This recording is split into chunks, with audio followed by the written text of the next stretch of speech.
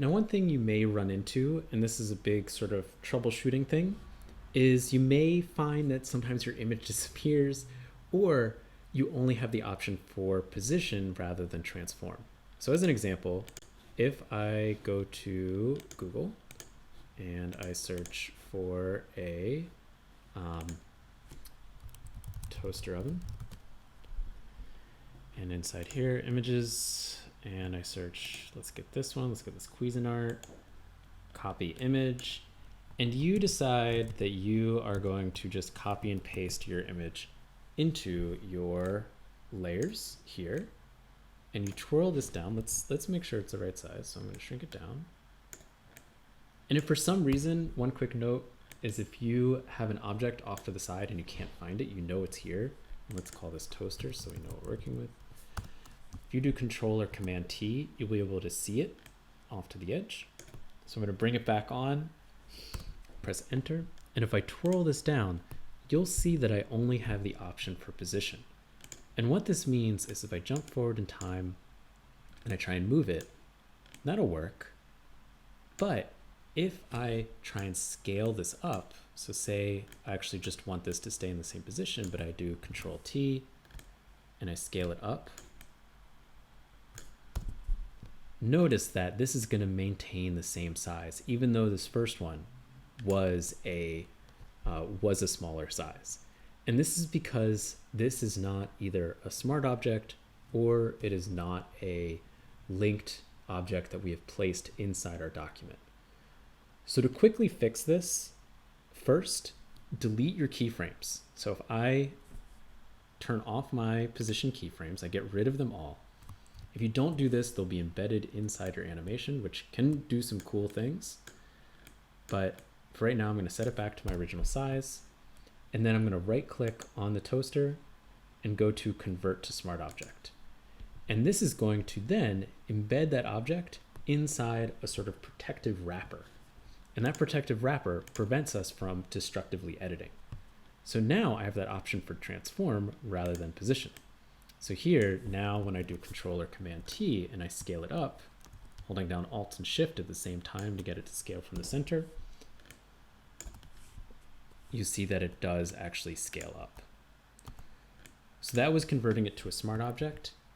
The other thing you might find is, say for example, you're like, I really just want to use this function knob. What I could do is go into my elliptical marquee tool, draw a selection right around this knob, and then go to my layer mask, and I've masked it out just so I have this tiny knob. And because they're linked right here, they should be connected. And say I'm just going to have it right here. It's the third eye of this cat. I have the option for transform. If I click on this and I go here and I do Control or Command T and I scale this up, right? Everything looks normal right now. Let's scale it up even larger. Everything looks normal, hit Enter. When I play this back and animate it, you'll notice that A, it disappeared, B, it disappeared, and C, it disappeared. And if you look over here, you can't even see that little bit of white. And that's because when you try and animate the transform properties on a smart object or any object in general, it's going to move this layer independently of the layer mask. And it's just this weird glitch that Photoshop has, which is why we animate in After Effects. But it's something to watch out for. And so if this again does happen to you, you want to make sure that before you start animating, that object is either a linked document or you want to make this a smart object. So right click and convert to smart object. And now we just have this little button. And if I twirl down and do transform and I jump forward and I Command T or Control T and I hold down Option, it's very pixelated, but that's okay.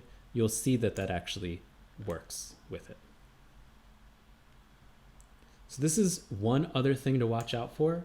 The last element to watch out for is if you, for example, if I have this, I'm just gonna make this one a little bit longer. It's just gonna be there the whole time. This bush, notice that it doesn't have anything going on. What's kind of cool is, say I wanna have something like move across or something like be embedded in this animation. If I double click on the thumbnail, that's gonna take me to my original document. If I then do create video timeline and I do something like, I just make a shape layer, it's an ellipse here, and I fill it in with white is fine. If I animate this, notice that I only have position. So what I would do is right click, go to convert to smart object to make this an object that I can transform. Is if I have this start here with transform, and let's make it really small. Hold down option to get it shrink from the center. And then jump to 3 seconds and control or command T, and I stretch this out, hold down option. And then I do control or command S to save it. If I come back here, notice that we see that white circle embedded in here. And now when we play it forward, you see that white circle steadily getting bigger and bigger because it's an embedded animation. So this is something you can do that can be kind of interesting. You see that coming forward. So you can start to nest properties or nest animations unto themselves in kind of interesting ways moving forward.